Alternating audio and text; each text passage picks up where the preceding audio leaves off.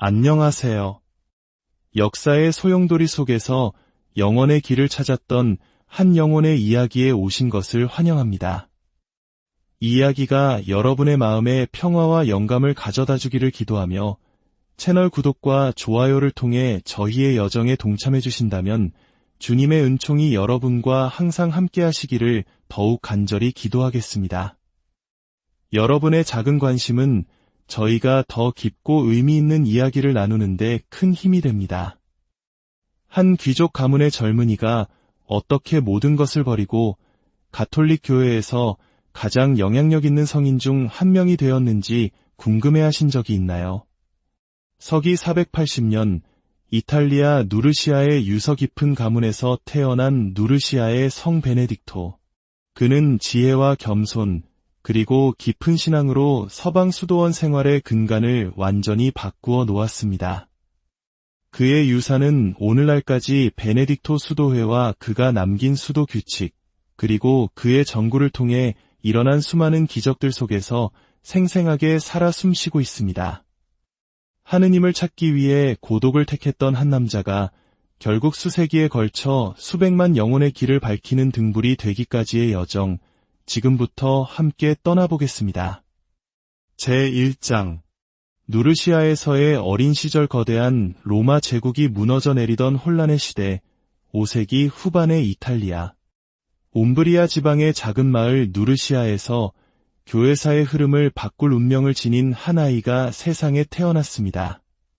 때는 서기 480년, 베네딕토는 로마의 유복한 귀족 가문에서 태어났습니다. 고귀한 혈통과 풍족한 재산을 물려받을 상속자였죠. 독실한 그리스도인 신자였던 그의 부모는 쌍둥이 여동생 스콜라스티카가 함께 태어나자 기쁨이 2배가 되었습니다. 두 남매는 세상에 첫 숨을 내쉬는 순간부터 지상의 유대를 넘어 훗날 거룩한 남매의 모범이 될 깊은 영적 교감을 형성했습니다. 베네딕토의 어린 시절은 누르시아의 푸른 계곡에서 펼쳐졌습니다. 어린 소녀는 이미 그때부터 관상과 기도에 대한 타고난 성향을 보였습니다. 또래 아이들이 유년기의 놀이와 오락에 빠져 있을 때 베네딕토는 종종 침묵의 순간을 찾아 하느님께 마음을 들어 올리곤 했습니다. 그의 부모는 아들의 이러한 일은 신앙심을 눈여겨보며 주님께서 아들의 마음에 심어주신 믿음의 씨앗을 소중히 가꾸었습니다. 부모님은 그를 정기적으로 지역 성당에 데려갔고 어린 소녀는 거룩한 전례를 매혹적인 눈으로 바라보았습니다. 귀족의 자제답게 베네딕토는 세심한 교육을 받았습니다. 지역 최고의 스승들이 초빙되어 문학, 과학, 그리고 인문학을 가르쳤고 그는 날카로운 지성과 비상한 기억력을 보여주었습니다. 그러나 스승들을 가장 감동시킨 것은 그의 지적 능력보다는 그의 올곧은 도덕성과 불우한 이들을 향한 연민이었습니다.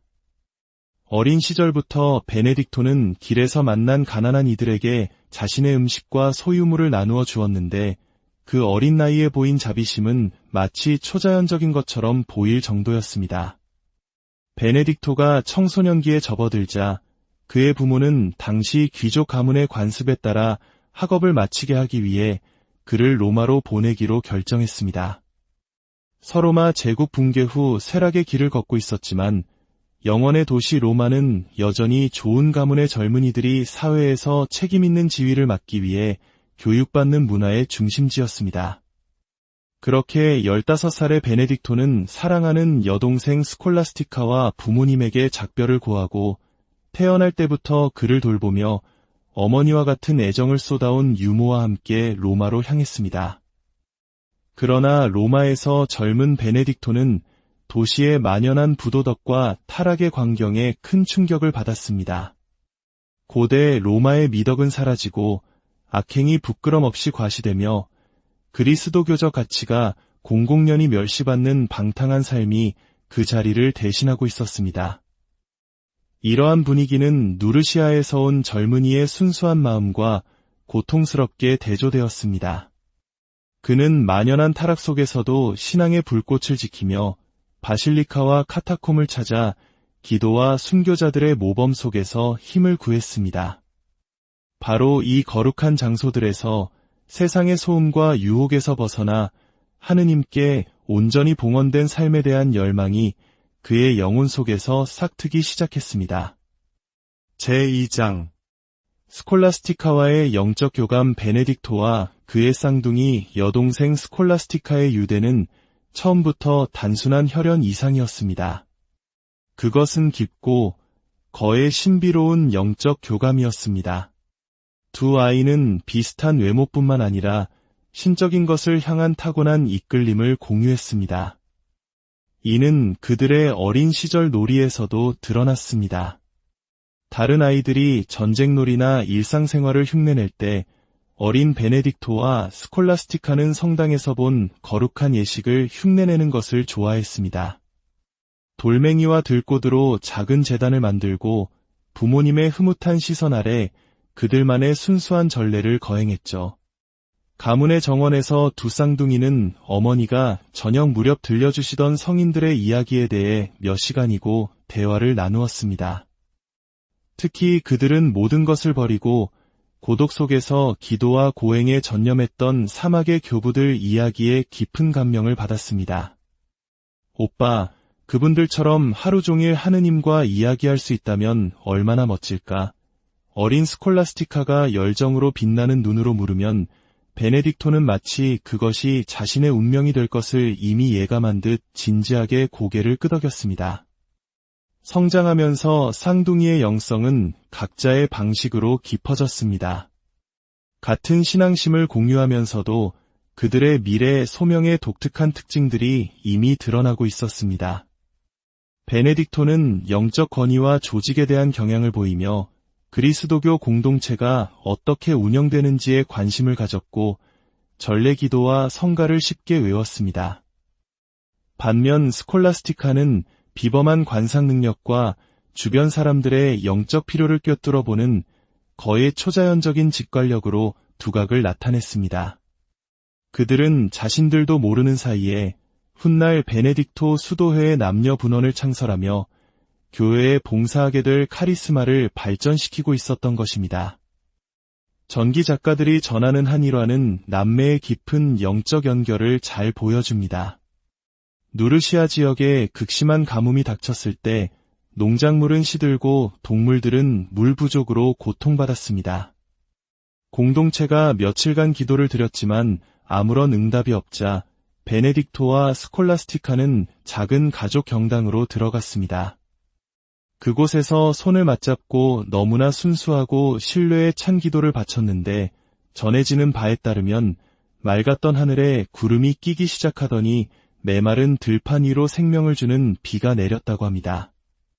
쌍둥이의 공동전구로 일어난 이 첫 번째 기적은 그들의 삶에 함께할 하느님의 은총의 표시로 해석되었습니다. 베네딕토가 로마로 유학을 떠나면서 두 사람은 헤어지게 되었습니다. 스콜라스티카는 누르시아에 남아 미덕과 교리를 배우며 성장했습니다.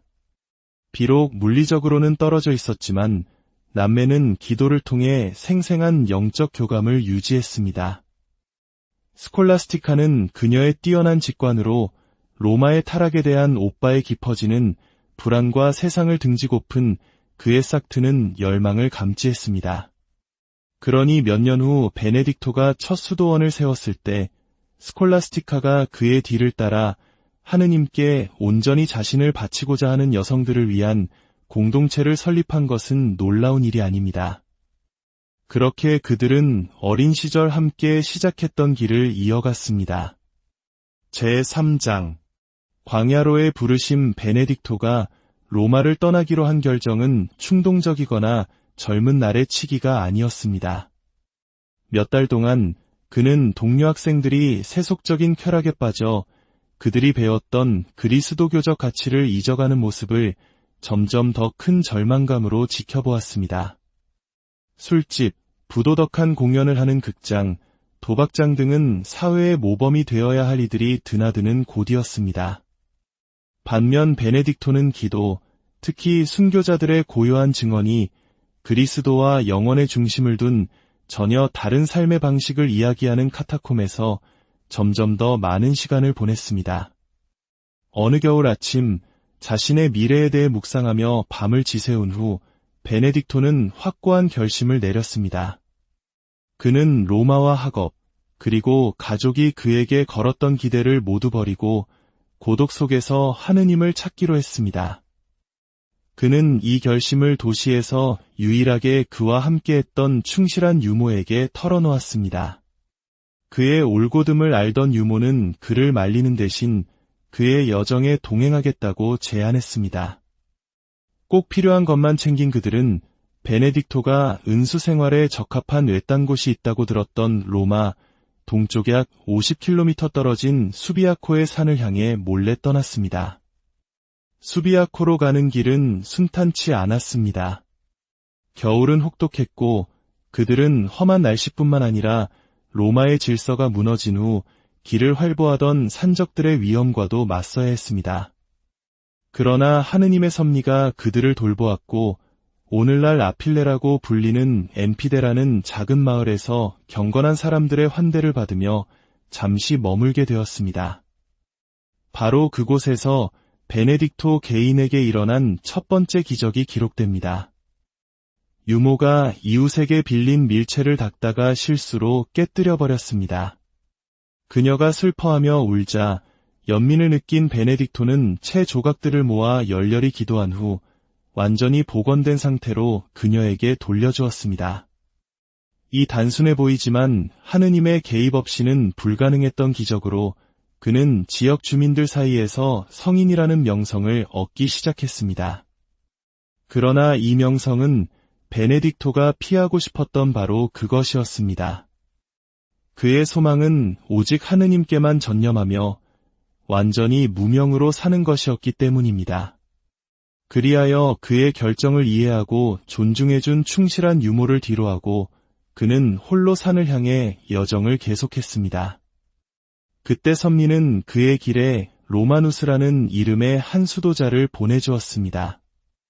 로마누스는 젊은이의 열정과 관상 생활에 온전히 헌신하려는 진실된 열망의 깊은 감명을 받았습니다. 로마누스는 그에게 봉헌의 외적 상징인 수도복을 주었을 뿐만 아니라 수비아코 호수가 내려다 보이는 가파른 산비탈에 있는 거의 접근 불가능한 동굴의 존재를 알려주었습니다. 그곳은 훗날 서방 수도원의 아버지가 될 이의 첫 번째 은수처가 될 장소였습니다. 로마누스가 보여준 동굴은 너무나 고립되어 있어 깎아지른 듯한 암벽을 타고 내려가야만 접근할 수 있었습니다. 그곳 세속적 허영과 단절하고픈 그의 영적 갈망을 완벽하게 상징하는 물리적 심연에 의해 세상과 분리된 곳에서 베네딕토는 은수자로서의 삶을 시작했습니다. 로마누스 수사는 정기적으로 기본적인 물품을 가져와 종소리로 도착을 알리며 밧줄로 동굴에 내려주었습니다. 이렇게 베네딕토에게 3년간의 절대적인 고독의 시기가 시작되었습니다. 이 기간 동안 그는 기도와 고행, 그리고 성경 묵상에 열정적으로 헌신했습니다. 이 개인적인 광야에서 젊은 베네딕토는 유혹에 맞서 치열한 영적 전투를 벌였고 훗날 서방 교회 전체를 비추게 될 성덕의 기초를 다졌습니다. 제4장 수비아코 동굴에서의 영적 전투. 수비아코의 동굴은 베네딕토에게 진정한 성소가 되었습니다.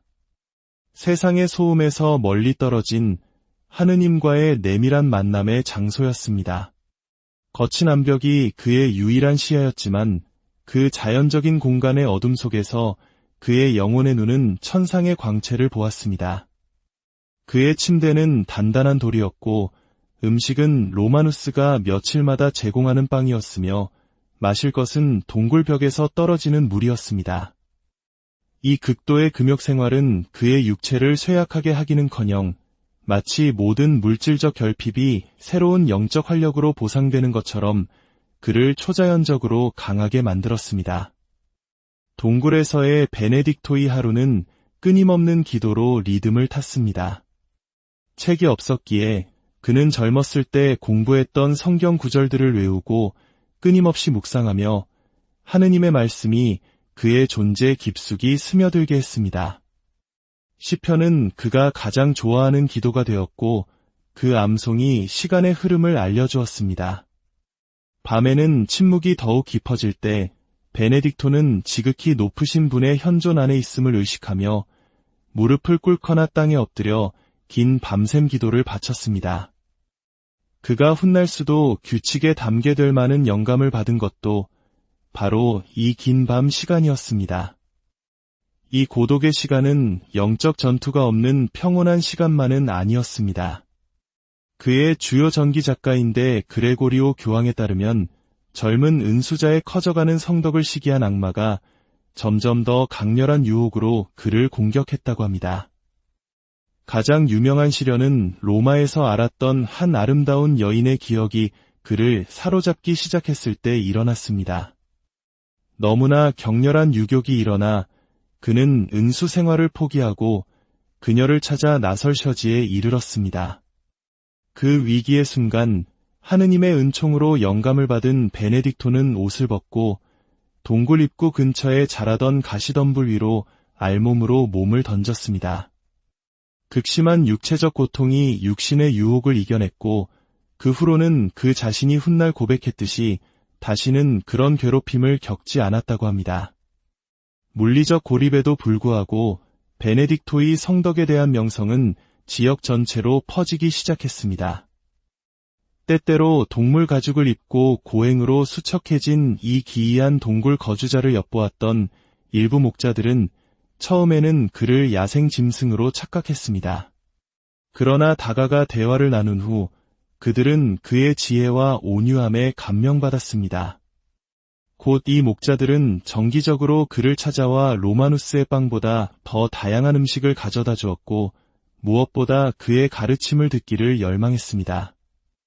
베네딕토는 고독을 소중히 여기면서도 이러한 방문을 거절하지 않았습니다. 하느님께서 그를 개인적인 성화 이상의 사명을 위해 준비시키고 계심을 이해했기 때문입니다. 은수 생활 3년째 되던 해 성인의 삶의 분기점이 된 섭리적인 사건이 일어났습니다. 부활절 날 이웃마을의 한 사제가 주님의 부활을 축하하기 위해 축제 음식을 준비하던 중 신적인 영감을 받았습니다. 너는 너 자신을 위해 맛있는 음식을 준비하는 동안 나의 종 베네딕토는 동굴에서 굶주림으로 고통받고 있구나. 이 계시에 감동한 사제는 준비했던 음식을 모아 초자연적인 인도를 받아 험준한 산으로 향했습니다. 힘든 수색 끝에 마침내 그는 베네딕토의 동굴을 찾았습니다. 두 사람의 만남은 감동적이었습니다. 사제는 은수자와 부활절 음식을 나누며 하느님께서 그를 더 넓은 사명을 위해 정하셨다고 전했습니다. 그의 빛은 숨겨져서는 안 되며 많은 이들을 비추어야 한다는 것이었습니다. 이 섭리적인 방문은 베네딕토의 엄격한 은수 생활 단계를 마감하고 수많은 영혼들의 영적 아버지로서의 삶의 시작을 알렸습니다. 제5장 몬테 카시노와 기도하고 일하라. 그 부활절 날 사제와의 만남 이후 수비아코 산에 성인이 있다는 소문은 빠르게 퍼져나갔습니다. 다양한 배경의 사람들이 동굴로 몰려들기 시작했습니다. 어떤 이들은 호기심에서, 그러나 많은 이들은 진정으로 삶을 바꾸고 하느님 사랑을 위해 모든 것을 버린 이의 모범을 따르고자 하는 열망에서였습니다. 베네딕토는 고독을 떠나 그들을 받아들이고 수비아코 주변의 작은 공동체들을 형성하기 시작했습니다. 곧 12개의 작은 수도원이 세워졌고 각각은 12명의 수도자로 구성되어 베네딕토의 영적 지도 아래 생활했습니다. 그러나 그의 명성이 커지면서 시기와 질투도 함께 자라났습니다. 플로렌티우스라는 지역 사제는 베네딕토의 영향력을 시기하여 그를 독살하려 했습니다. 그는 독이 든 빵을 보냈지만 베네딕토는 기도 후 까마귀에게 그 빵을 아무도 찾을 수 없는 곳으로 물고 가라고 명령했습니다. 까마귀는 순종했고 성인은 목숨을 구했습니다. 이 사건 후 베네딕토는 더 이상 지역적인 갈등이 제자들의 영적 성장을 방해하게 둘 수 없다고 판단했습니다. 그는 수비아코를 떠나 남쪽으로 향했고 마침내 로마와 나폴리 사이의 전략적 요충지에 우뚝 솟은 산 몬테 카시노에 도착했습니다. 서기 529년 베네딕토는 몬테 카시노 정상에 있던 이교도 신전을 허물고 그 자리에 세례자 요한에게 봉헌된 경당을 세웠습니다. 이것이 바로 서방 세계에서 가장 유명한 수도원 몬테 카시노 대수도원의 시작이었습니다. 이곳에서 베네딕토는 자신의 비전을 온전히 실현할 수 있었습니다. 그는 기도와 노동, 오라의 라보라라는 두 축을 중심으로 균형 잡힌 공동체 생활을 설계했습니다. 기도하고 일하라는 단순한 구호가 아니었습니다. 그것은 영혼과 물질적 환경을 모두 변화시키는 살아있는 현실이었습니다. 하루의 시간은 성무일도라 불리는 공동기도 시간과 육체 및 지적 노동 시간으로 엄격하게 나뉘었습니다. 수도자들은 밭을 갈고 건물을 짓고 가축을 돌보았습니다. 동시에 그들은 성경과 교부들의 문헌을 필사하는 중요한 작업에 헌신했습니다. 이 필사실은 고대 지식이 야만족의 침략으로 사라질 위기에 처했던 암흑시대의 서구 문명의 보고를 지키는 보루가 되었습니다. 베네딕토의 수도원의 노동은 단순한 생산성 향상을 위한 것이 아니었습니다. 그것은 하느님의 창조 사업에 동참하는 행위이자 거룩함에 이르는 길이었습니다. 베네딕토 수도 규칙에 따르면 게으름은 영혼의 적이었습니다. 따라서 로마 제국 붕괴 후 유럽이 암흑 속으로 빠져드는 동안 몬테 카시노는 십자가의 기치 아래 서구 문명의 재탄생에 기여할 영적, 문화적 가치가 보존되는 빛의 중심지로 빛났습니다. 제6장 거룩한 수도 규칙 몬테 카시노의 평화 속에서 베네딕토는 그의 가장 영향력 있는 저작인 수도 규칙의 지필을 완성했습니다. 서문과 73개의 짧은 장으로 구성된 이 문서는 수십 년간의 수도 생활 경험과 하느님과의 깊은 친밀함 속에서 성인이 축적한 지혜의 정수를 담고 있습니다. 이 규칙은 갑자기 탄생한 것이 아니라 수년간의 성찰, 기도, 그리고 봉헌 생활의 일상적 실천이라는 성숙한 열매였습니다. 성 베네딕토의 규칙이 다른 초기 수도 규정들과 구별되는 점은 그 탁월한 균형과 중용입니다. 성인은 인간 본성의 강점과 약점을 깊이 이해했으며 불가능한 요구로 영혼을 억누르기보다는 수도자를 복음적 완성을 향해 점진적으로 이끌어 올리는 삶의 규범을 개발했습니다. 서문에서 그는 이렇게 씁니다. 우리는 이 주님을 섬기는 학교를 세우면서 아무것도 가혹하거나 힘겨운 것을 세우지 않기를 희망한다. 규칙의 영적 핵심은 그리스도 중심의 삶을 통해 하느님을 찾는 것입니다. 아무것도 그리스도에 대한 사랑보다 앞세우지 말라. 베네딕토는 여러 구절에서 이렇게 반복하며 모든 수도 생활의 기초로서 주님과의 인격적 관계의 절대적 우위를 확립합니다. 이러한 그리스도 중심주의는 특히 성무일도, 즉 수도자의 하루의 리듬을 주는 시간 전례의 중요성에서 표현됩니다. 하루 7번, 그리고 밤에 1번, 공동체는 활동을 멈추고 경당에 모여 시편 찬미를 하느님께 바칩니다. 규칙은 또한 공동체 생활의 조직을 상세히 규정합니다. 베네딕토는 수도원을 영적인 가족으로 구상했으며 아바스가 그 수장으로서 공동체 안에서 그리스도 자신을 대표하는 아버지, 스승, 목자의 역할을 합니다. 수도자들은 수도원에 머무는 정주, 더 복음적인 삶을 향한 끊임없는 회심, 그리고 순명을 서약합니다. 이 규칙은 수공예와 지적 노동에 대한 상세한 규범도 정립합니다. 수도자들은 수도원의 자급자족에 기여하는 노동에 매일 몇 시간을 바쳐야 했습니다. 이 노동은 단순한 경제활동이 아니라 하느님의 창조 사업에 참여하고 성화되는 수단으로 여겨졌습니다.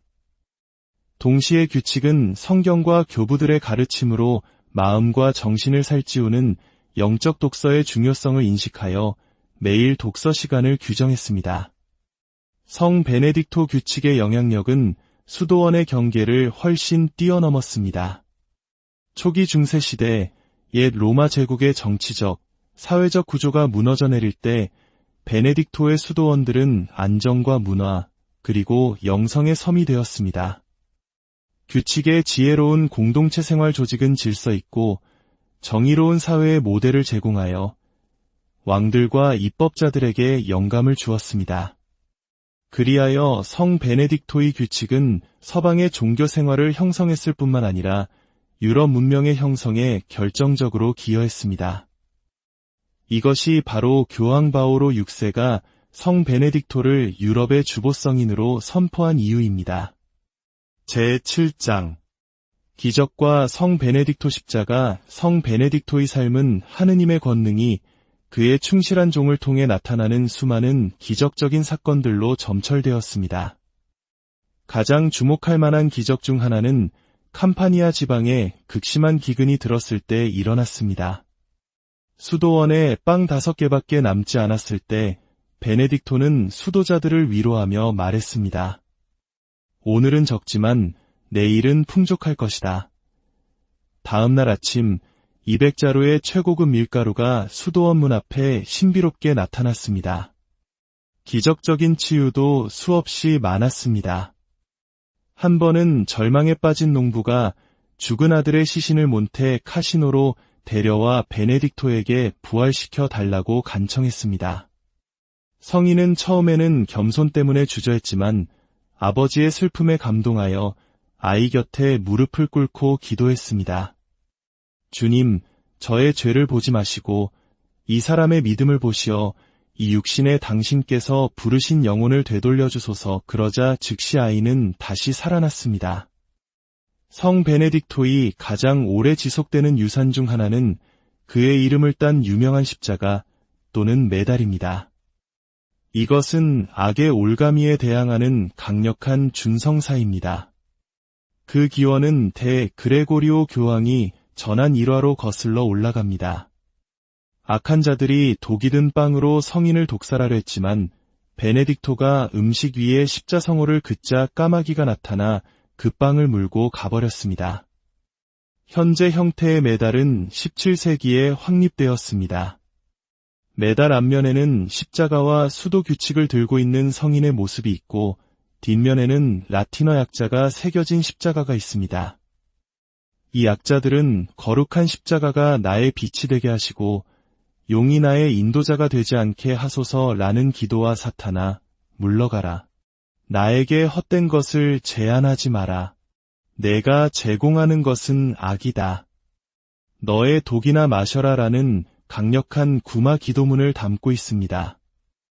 이 메달은 모든 악의 영향력에 대항하는 강력한 영적 방패를 형성합니다. 그러나 어떤 미신적인 접근도 피해야 합니다. 성 베네딕토 메달은 자동 부적이 아니라 악에 대한 그리스도의 승리를 상기시키고 신앙과 덕의 삶을 통해 그 승리에 동참하도록 우리를 초대하는 표지입니다. 제8장 신비로운 만남과 예언. 성 베네딕토의 깊은 내면 생활은 수많은 신비로운 은총으로 풍요로웠습니다. 이와 관련하여 가장 감동적인 일화 중 하나는 그의 쌍둥이 여동생 성녀 스콜라스티카와 함께한 마지막 만남이었습니다. 두 성인은 1년에 한 번 몬테 카시노와 스콜라스티카가 수녀원장으로 있던 수녀원 사이의 작은 집에서 만나곤 했습니다. 그들의 마지막 지상 만남에서 스콜라스티카는 임박한 죽음을 예감한 듯 오빠에게 다음 날까지 영적 대화를 이어가자고 간청했습니다. 수도원 밖에서 밤을 보내는 것을 금지하는 규칙에 충실했던 베네딕토는 그녀의 요청을 거절했습니다. 그러자 스콜라스티카는 손에 머리를 숙이고 너무나 간절히 기도했고 갑자기 격렬한 폭풍우가 몰아쳐 베네딕토가 몬테 카시노로 돌아갈 수 없게 만들었습니다. 동생아, 무슨 짓을 한 것이냐? 성인이 묻자 스콜라스티카는 대답했습니다. 제가 오빠에게 청했을 때 오빠는 들어주지 않았지만 제가 저의 주님께 청하니 그분께서 들어주셨습니다. 베네딕토는 하느님의 개입을 인식하고 그녀와 함께 밤을 새우며 영적 대화의 기쁨을 나누었습니다. 사흘 후 자신의 독방에 있던 성인은 여동생의 영혼이 비둘기 형상으로 하늘로 올라가는 것을 보았습니다. 또 다른 비범한 신비 체험은 주교 한 분의 죽음 직전에 일어났습니다. 어느 날 밤 성인은 기도 중에 하늘에서 빛이 내려와 밤을 낮으로 바꾸는 것을 보았습니다. 그 광채 속에서 그는 온 세상이 마치 하나의 햇살 속에 모인 것처럼 보았고 천사들이 불덩이 속에서 그 주교의 영혼을 하늘로 데려가는 것을 목격했습니다. 성 베네딕토의 예언 능력은 고트족의 왕 토틸라가 몬테 카시노에 접근했을 때 특히 빛을 발했습니다. 왕은 성인의 능력을 시험하기 위해 부하를 왕처럼 꾸며 보냈지만 베네딕토는 즉시 그 속임수를 간파했습니다.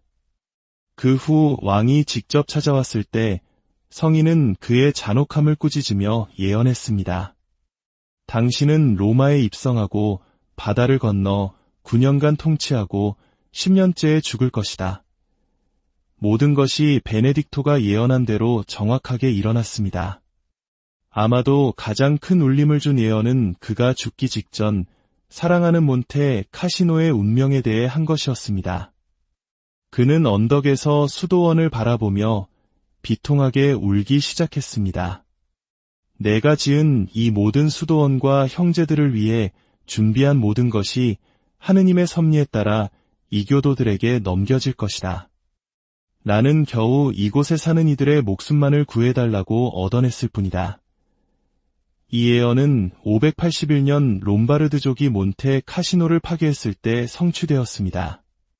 모든 수도자들은 규칙서 원고와 함께 무사히 탈출했지만 수도원은 한 세기 이상 폐허로 남아있었습니다.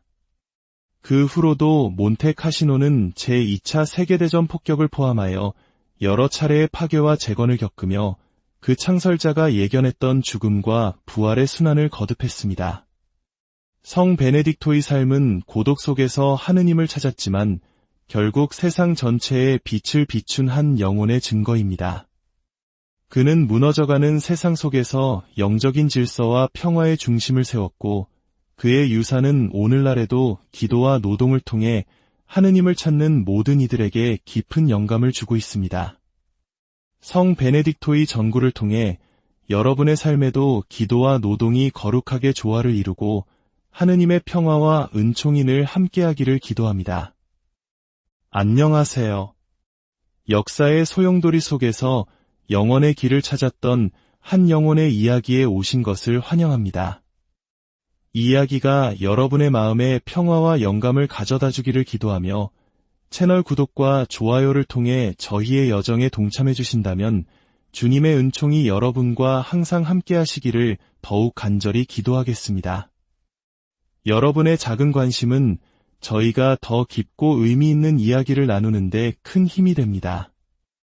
한 귀족 가문의 젊은이가 어떻게 모든 것을 버리고 가톨릭 교회에서 가장 영향력 있는 성인 중 한 명이 되었는지 궁금해하신 적이 있나요? 서기 480년 이탈리아 누르시아의 유서 깊은 가문에서 태어난 누르시아의 성 베네딕토. 그는 지혜와 겸손, 그리고 깊은 신앙으로 서방 수도원 생활의 근간을 완전히 바꾸어 놓았습니다. 그의 유산은 오늘날까지 베네딕토 수도회와 그가 남긴 수도 규칙, 그리고 그의 전구를 통해 일어난 수많은 기적들 속에서 생생하게 살아 숨쉬고 있습니다. 하느님을 찾기 위해 고독을 택했던 한 남자가 결국 수세기에 걸쳐 수백만 영혼의 길을 밝히는 등불이 되기까지의 여정, 지금부터 함께 떠나보겠습니다. 제1장 누르시아에서의 어린 시절 거대한 로마 제국이 무너져 내리던 혼란의 시대, 5세기 후반의 이탈리아. 옴브리아 지방의 작은 마을 누르시아에서 교회사의 흐름을 바꿀 운명을 지닌 한 아이가 세상에 태어났습니다. 때는 서기 480년, 베네딕토는 로마의 유복한 귀족 가문에서 태어났습니다. 고귀한 혈통과 풍족한 재산을 물려받을 상속자였죠. 독실한 그리스도인 신자였던 그의 부모는 쌍둥이 여동생 스콜라스티카가 함께 태어나자 기쁨이 2배가 되었습니다. 두 남매는 세상에 첫 숨을 내쉬는 순간부터 지상의 유대를 넘어 훗날 거룩한 남매의 모범이 될 깊은 영적 교감을 형성했습니다. 베네딕토의 어린 시절은 누르시아의 푸른 계곡에서 펼쳐졌습니다. 어린 소녀는 이미 그때부터 관상과 기도에 대한 타고난 성향을 보였습니다. 또래 아이들이 유년기의 놀이와 오락에 빠져 있을 때 베네딕토는 종종 침묵의 순간을 찾아 하느님께 마음을 들어 올리곤 했습니다. 그의 부모는 아들의 이러한 일은 신앙심을 눈여겨보며 주님께서 아들의 마음에 심어주신 믿음의 씨앗을 소중히 가꾸었습니다. 부모님은 그를 정기적으로 지역 성당에 데려갔고 어린 소녀는 거룩한 전례를 매혹적인 눈으로 바라보았습니다. 귀족의 자제답게 베네딕토는 세심한 교육을 받았습니다. 지역 최고의 스승들이 초빙되어 문학, 과학, 그리고 인문학을 가르쳤고 그는 날카로운 지성과 비상한 기억력을 보여주었습니다. 그러나 스승들을 가장 감동시킨 것은 그의 지적 능력보다는 그의 올곧은 도덕성과 불우한 이들을 향한 연민이었습니다. 어린 시절부터 베네딕토는 길에서 만난 가난한 이들에게 자신의 음식과 소유물을 나누어 주었는데 그 어린 나이에 보인 자비심은 마치 초자연적인 것처럼 보일 정도였습니다. 베네딕토가 청소년기에 접어들자 그의 부모는 당시 귀족 가문의 관습에 따라 학업을 마치게 하기 위해 그를 로마로 보내기로 결정했습니다. 서로마 제국 붕괴 후 쇠락의 길을 걷고 있었지만 영원의 도시 로마는 여전히 좋은 가문의 젊은이들이 사회에서 책임있는 지위를 맡기 위해 교육받는 문화의 중심지였습니다. 그렇게 15살의 베네딕토는 사랑하는 여동생 스콜라스티카와 부모님에게 작별을 고하고 태어날 때부터 그를 돌보며 어머니와 같은 애정을 쏟아온 유모와 함께 로마로 향했습니다.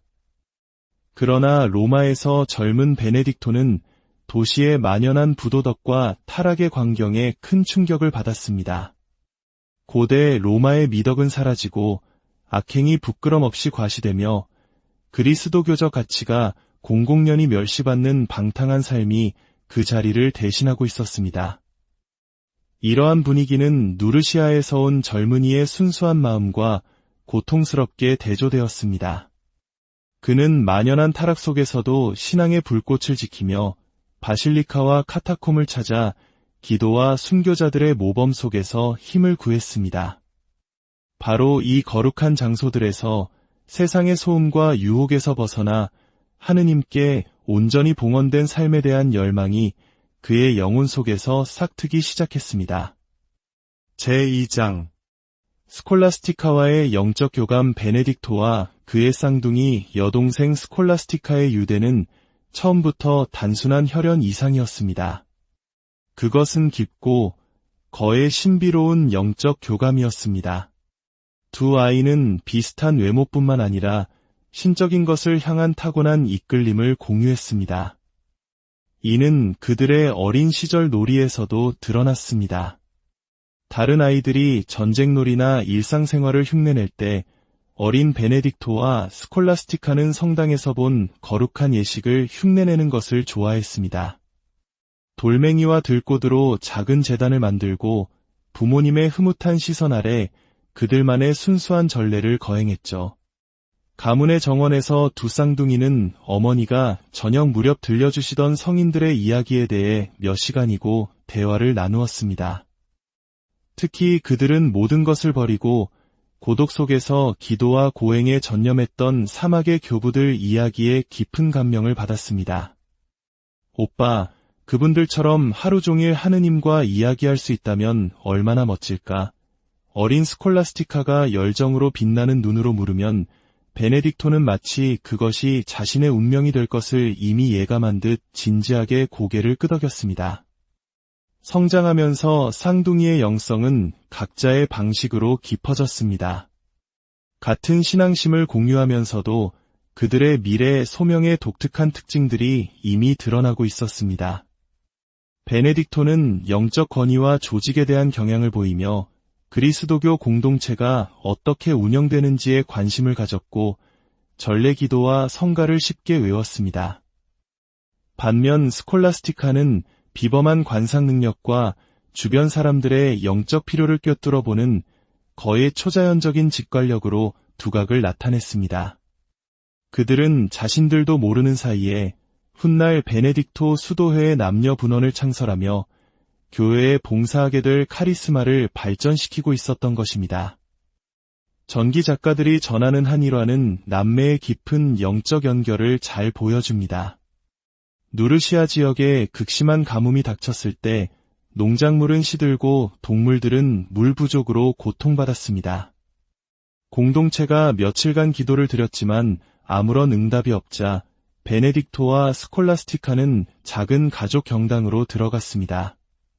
그곳에서 손을 맞잡고 너무나 순수하고 신뢰에 찬 기도를 바쳤는데 전해지는 바에 따르면 맑았던 하늘에 구름이 끼기 시작하더니 메마른 들판 위로 생명을 주는 비가 내렸다고 합니다. 쌍둥이의 공동전구로 일어난 이 첫 번째 기적은 그들의 삶에 함께할 하느님의 은총의 표시로 해석되었습니다. 베네딕토가 로마로 유학을 떠나면서 두 사람은 헤어지게 되었습니다. 스콜라스티카는 누르시아에 남아 미덕과 교리를 배우며 성장했습니다. 비록 물리적으로는 떨어져 있었지만 남매는 기도를 통해 생생한 영적 교감을 유지했습니다. 스콜라스티카는 그녀의 뛰어난 직관으로 로마의 타락에 대한 오빠의 깊어지는 불안과 세상을 등지고픈 그의 싹트는 열망을 감지했습니다.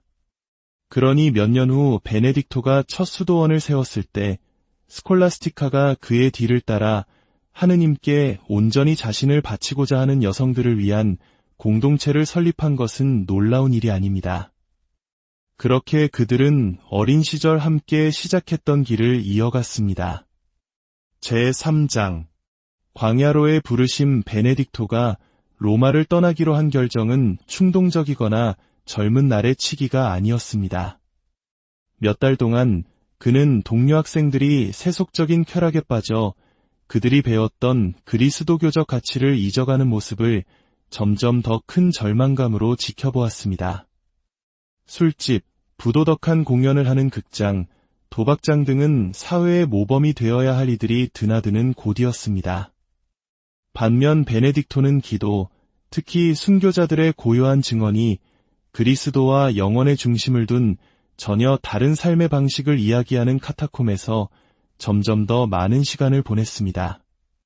어느 겨울 아침 자신의 미래에 대해 묵상하며 밤을 지새운 후 베네딕토는 확고한 결심을 내렸습니다.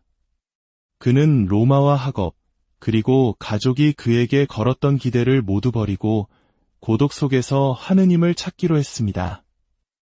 그는 이 결심을 도시에서 유일하게 그와 함께했던 충실한 유모에게 털어놓았습니다.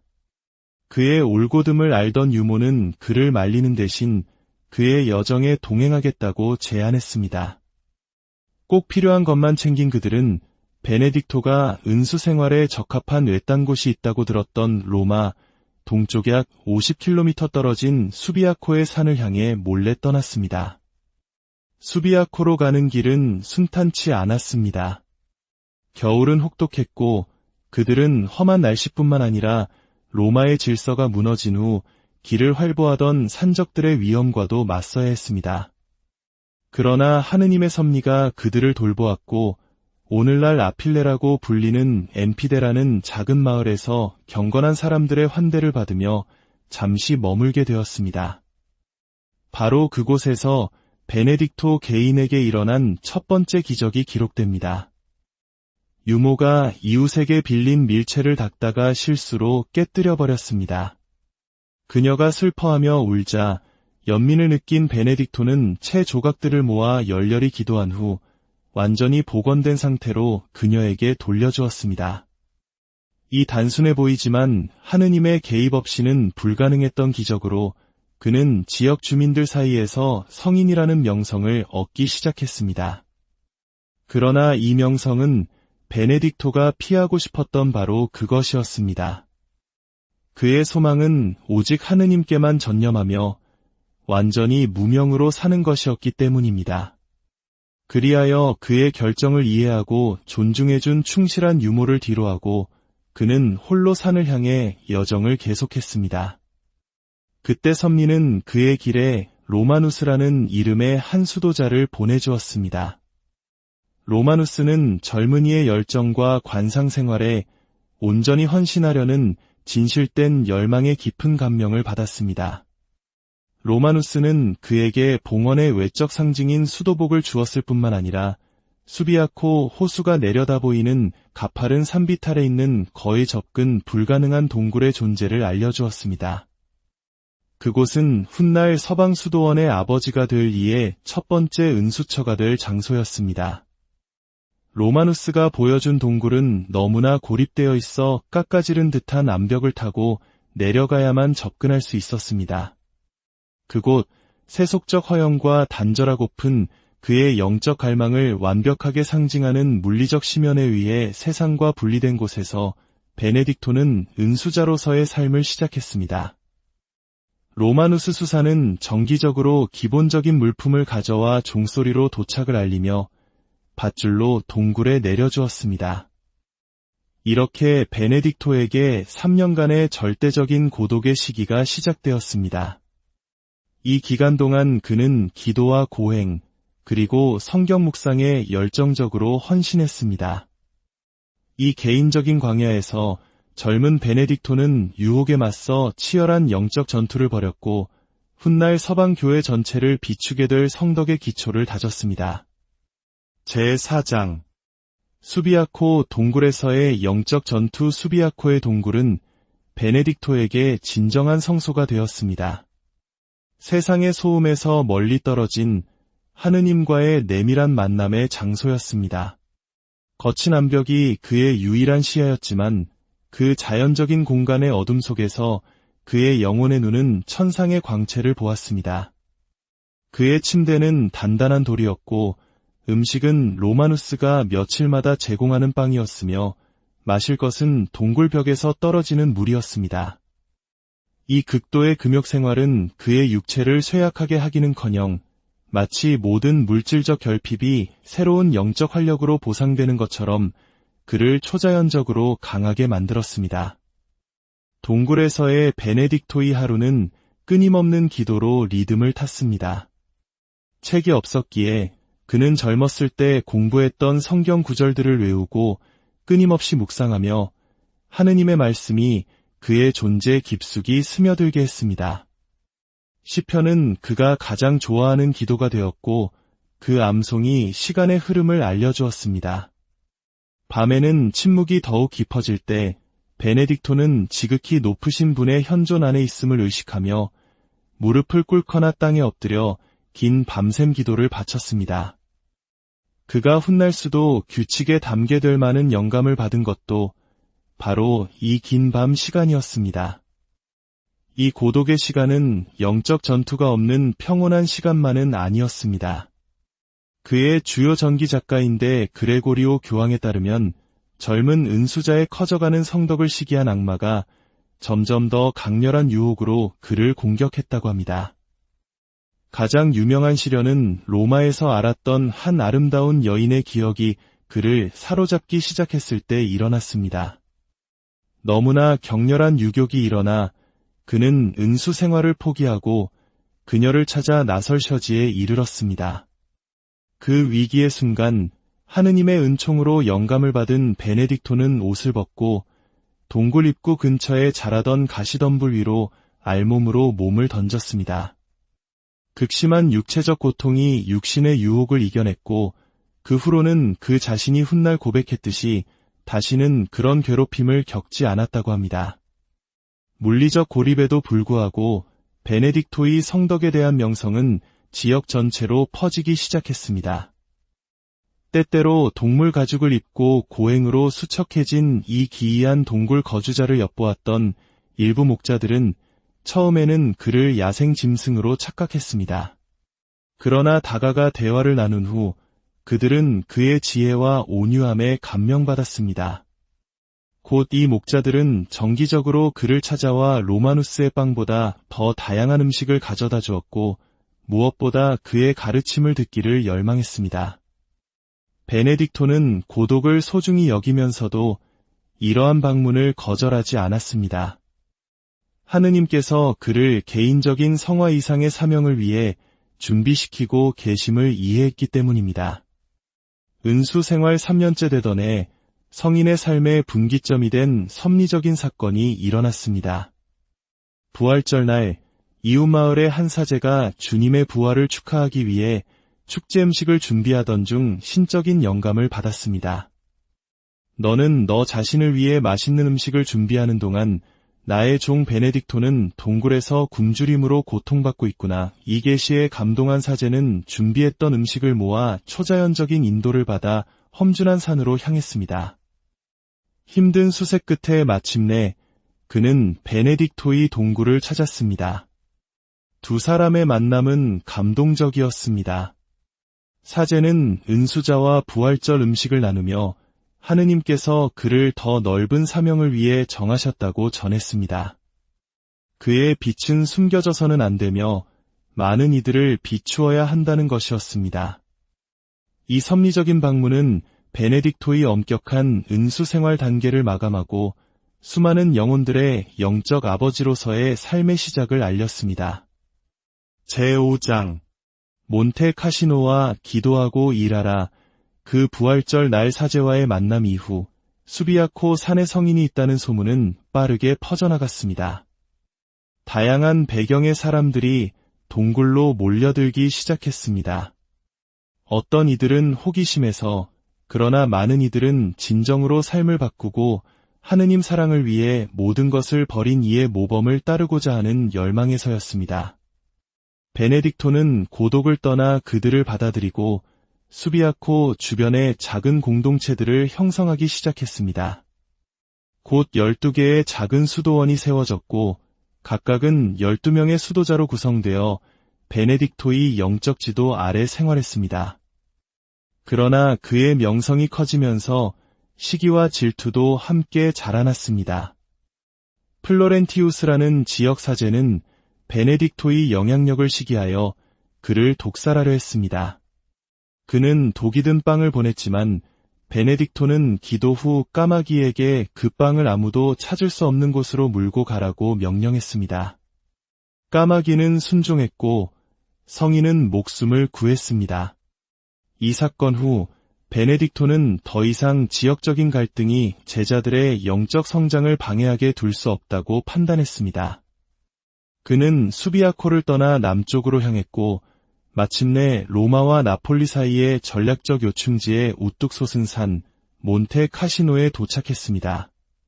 서기 529년 베네딕토는 몬테 카시노 정상에 있던 이교도 신전을 허물고 그 자리에 세례자 요한에게 봉헌된 경당을 세웠습니다. 이것이 바로 서방 세계에서 가장 유명한 수도원 몬테 카시노 대수도원의 시작이었습니다. 이곳에서 베네딕토는 자신의 비전을 온전히 실현할 수 있었습니다. 그는 기도와 노동, 오라의 라보라라는 두 축을 중심으로 균형 잡힌 공동체 생활을 설계했습니다. 기도하고 일하라는 단순한 구호가 아니었습니다. 그것은 영혼과 물질적 환경을 모두 변화시키는 살아있는 현실이었습니다.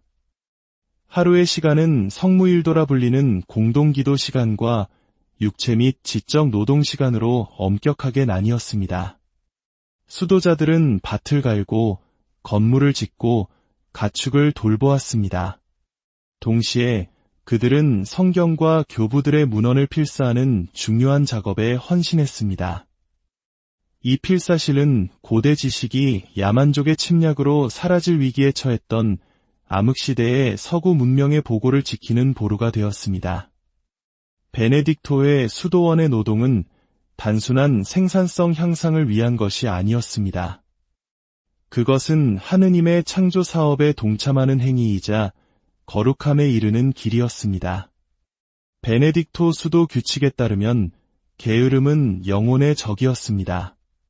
따라서 로마 제국 붕괴 후 유럽이 암흑 속으로 빠져드는 동안 몬테카시노는 십자가의 기치 아래 서구 문명의 재탄생에 기여할 영적, 문화적 가치가 보존되는 빛의 중심지로 빛났습니다.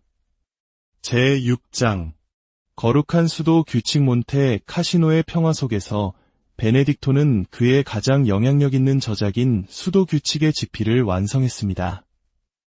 서문과 73개의 짧은 장으로 구성된 이 문서는 수십 년간의 수도 생활 경험과 하느님과의 깊은 친밀함 속에서 성인이 축적한 지혜의 정수를 담고 있습니다. 이 규칙은 갑자기 탄생한 것이 아니라 수년간의 성찰, 기도, 그리고 봉헌 생활의 일상적 실천이라는 성숙한 열매였습니다.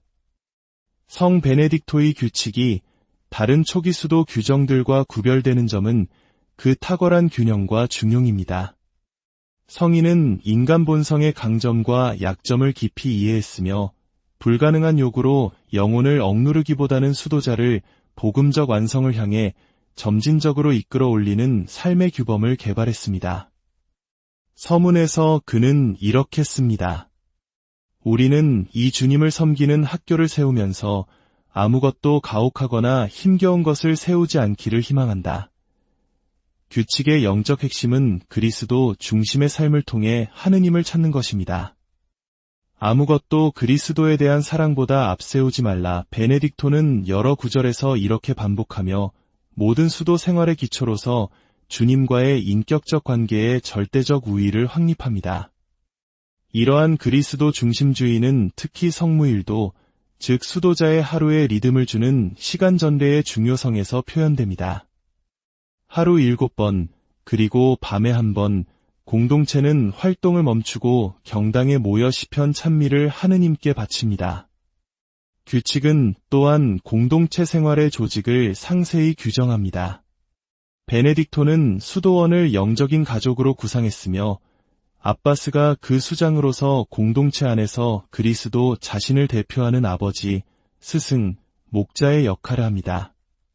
수도자들은 수도원에 머무는 정주, 더 복음적인 삶을 향한 끊임없는 회심, 그리고 순명을 서약합니다. 이 규칙은 수공예와 지적 노동에 대한 상세한 규범도 정립합니다. 수도자들은 수도원의 자급자족에 기여하는 노동에 매일 몇 시간을 바쳐야 했습니다. 이 노동은 단순한 경제활동이 아니라 하느님의 창조 사업에 참여하고 성화되는 수단으로 여겨졌습니다.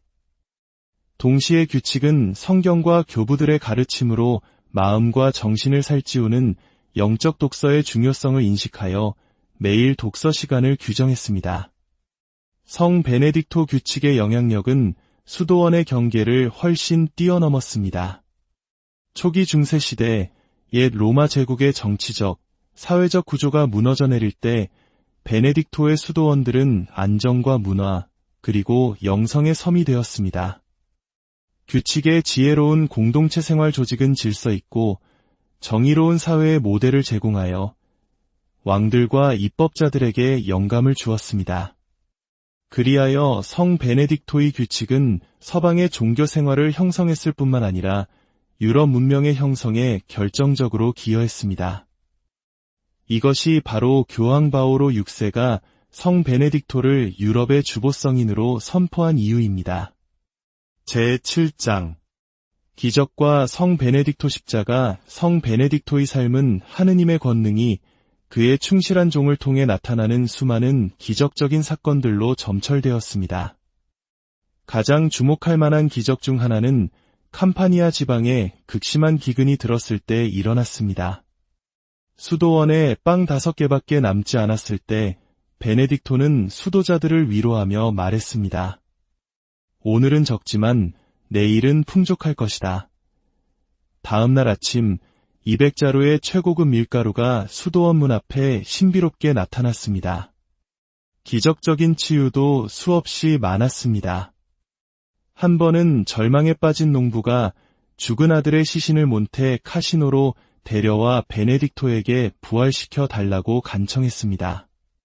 성인은 처음에는 겸손 때문에 주저했지만 아버지의 슬픔에 감동하여 아이 곁에 무릎을 꿇고 기도했습니다. 주님, 저의 죄를 보지 마시고 이 사람의 믿음을 보시어 이 육신의 당신께서 부르신 영혼을 되돌려 주소서. 그러자 즉시 아이는 다시 살아났습니다. 성 베네딕토이